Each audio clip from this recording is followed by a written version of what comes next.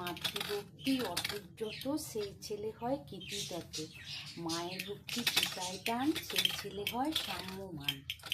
তাই সবাইকে বলবো যতদিন বাবা মা বেঁচে থাকবে তা ওনাদেরকে শ্রদ্ধা করো, ভক্তি করো, খুব ভালোবাসো।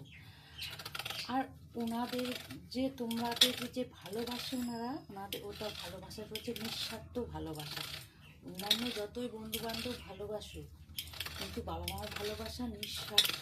তারা বিনা স্বার্থে তোমাদের ভালোবাসে, তোমাদের সবসময় ভালো চায়। আর কিন্তু বন্ধুবান্ধব যারাই সব ভালোবাসবে তারা কি কোনো স্বার্থের জন্য তোমার ভালোবাসবে। আর ওনারা হচ্ছেন জ্যান্ত দেবতা। তাই ওনাদেরকে ভালোবাসলে কোনো মন্দির মসজিদে যেতে হবে না। তোমার ওনাদেরকে ভালোবাসলে আপনার থেকেই মানসিক শান্তি আসবে। আর মানসিক শান্তি কি করে আসে বলো তো?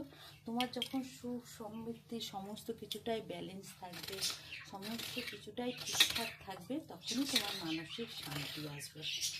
তাই আমাকে ভালোবাসো, শ্রদ্ধা করো, ভক্তি করো, ওনাদের মনে কোনোদিন কষ্ট দিও না।